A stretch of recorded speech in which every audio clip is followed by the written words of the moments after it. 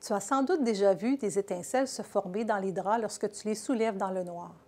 Remarquez que des bas restaient collés ensemble quand tu les sors de la sécheuse. Tu as peut-être déjà attrapé un choc en touchant quelqu'un ou frotté un ballon sur tes cheveux avant de le coller sur un mur. Tous ces comportements ont pour cause une même explication, l'électricité statique. C'est aussi elle qui est à la base d'un phénomène beaucoup plus dévastateur, la foudre. L'électricité statique est connue des humains depuis de nombreux siècles. En contrepartie, l'électricité que tu connais, celle qui permet à une variété presque infinie d'appareils de fonctionner, est maîtrisée depuis beaucoup moins longtemps. D'ailleurs, la Maison-Blanche fut électrifiée seulement à la fin du 19e siècle, et à cette époque, le président et sa femme avaient si peur de s'électrocuter en touchant les interrupteurs qu'ils dormaient fréquemment avec la lumière allumée. Pour les gens de ta génération et de la mienne, les pannes électriques ne sont pas courantes. Par contre, en 1998, une partie du Québec s'est retrouvée privée d'électricité en plein mois de janvier pendant ce qu'on appelle aujourd'hui la crise du verglas. La pluie verglaçante avait alors mis à rude épreuve les pylônes d'Hydro-Québec et les arbres. Plusieurs cédèrent sous le poids de la glace et une partie du Québec fut du coup plongée dans le noir pendant plusieurs jours. Ce triste épisode a rappelé à tous à quel point nous étions dépendants de l'électricité, surtout dans une province qui connaît des hivers si rigoureux.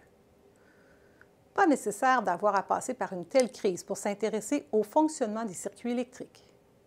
En effet, peu importe la manière employée pour produire de l'électricité, elle générera toujours une quantité plus ou moins importante de gaz à effet de serre.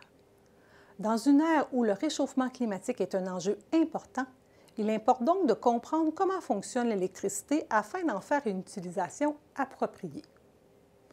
À titre d'exemple, 2 ou 3 clics dans un moteur de recherche consomment autant d'électricité que celle nécessaire à faire bouillir une tasse d'eau dans une bouilloire électrique. Une console vidéo, même en mode veille, consomme elle aussi sa part d'énergie. Une façon simple de savoir si un appareil est énergivore est de lire la fiche signalétique qu'on retrouve souvent à l'arrière de ce dernier. Plus sa puissance est élevée, plus il consomme. Plus on l'utilise longtemps, plus il consomme. Si tu veux comprendre plus en profondeur le fonctionnement de ces appareils, il importe toutefois de faire un effort plus important afin d'arriver à expliquer comment circulent les électrons à travers les diverses composantes de l'appareil. Voici en détail les concepts que tu étudieras dans ce module. La charge électrique, l'électricité statique, la relation entre la tension, l'intensité et la résistance connue sous le nom de la loi d'Ohm, le fonctionnement des circuits électriques, la relation entre la puissance et l'énergie électrique, la répartition du courant, de la tension et de la résistance dans des circuits, qu'ils soient montés en série ou en parallèle, le champ électrique et la loi de Coulomb, qui te permettront de mesurer avec quelle force des objets qui portent une charge de même signe se repoussent. Mais avant tout, un test diagnostique.